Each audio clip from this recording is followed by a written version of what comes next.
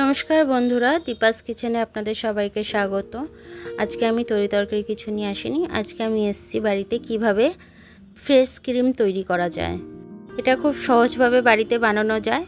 বেশি দাম দিয়ে দোকান থেকে কেনার থেকে বাড়িতে বানিয়ে নেওয়াটা বেটার। তো আমি আজকে বাইরে কিনতে গেছিলাম, তো আমি দোকানে পাইনি। তো সে কারণে আমি ভাবলাম তাহলে বাড়িতে একটু বানিয়ে নিই। তাই বাড়িতে বানাচ্ছি বলে আপনাদের সাথে শেয়ার করছি। দেখুন, আমি আমল দুধ দিয়ে দিচ্ছি, ছোটো কাপের 1 কাপের মতো আমল দুধ দিয়ে দিলাম আমি এর মধ্যে। এবার এটাকে আমি ভালো করে গুলে নেব। গুলে নিয়ে তারপর আপনাকে দেখাচ্ছি, দেখতে থাকুন। আমি কীরকমভাবে দুধটা একটু ডালা পাকাতে দেবো না, পুরো একদম লিকুইড বানিয়ে নেব। একদম ধিমি আঁচে রেখে এটা করতে হবে, আঁচ একটু বাড়ালে চলবে না।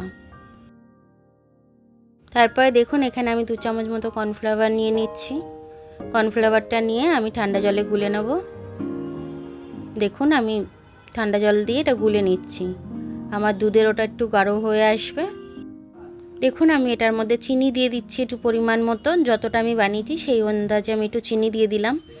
তো ওই ধরুন 4 চামচের মতো আমি চিনি দিলাম। চিনিটা এবার আমি ভালো করে এর সাথে মেল্ট করে নেব। চিনিটা যতক্ষণ না মেল্ট হয়ে যাচ্ছে ততক্ষণ আমি কর্নফ্লাওয়ারের গোলাটা আমি দেব না। তো এই দেখুন, ওটা চিনিটা মেল্ট হয়ে গেছে। এবার আমি কর্নফ্লাওয়ার এটা ঢেলে দিলাম। এবার এটা নাড়তেই থাকবেন একদম ধিমি আঁচে, আঁচ কিন্তু একদম বাড়াবেন না। আর যদি খুব গাঢ় লাগে আপনাদের তাহলে একটু জল দিয়ে দেবেন এটার মধ্যে। জল দিয়ে ক্রমশ নাড়তে থাকবেন। যখন এটা ঠিক একটা ব্যাটার তৈরি হয়ে যাবে তখন আপনারা এটা নামাবেন। আমি দেখিয়ে দেবো, আমি যখন নামাবো আপনাকে দেখাবো।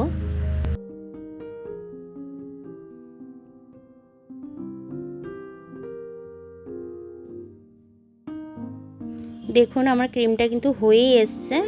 এবার আমি নামাবার আগে একটু বাটার দেবো এর মধ্যে। বাটারটা দিয়ে আবার এটাকে ভালো করে গলিয়ে নেবো। এটাকে 1 চামচের মতো দিচ্ছি, যেহেতু আমি কম বানাচ্ছি সেহেতু অল্প দিচ্ছি আমি। বাটারটা পুরো গলে মেল্ট হয়ে গেলে একটা বড় পাত্রের মধ্যে ঢেলে নেবেন। দেখুন, আমি ঢেলে নিচ্ছি ভালো করে, সুন্দর করে, একদম একটুও করার গায়ে থাকবে না। তারপরে হ্যান্ড মিক্সার দিয়ে আমি এটাকে ভালো করে ফাটিয়ে নেবো। এটাকে 30 সেকেন্ড থেকে 1 মিনিট মতো একটু ফাটিয়ে নেবেন।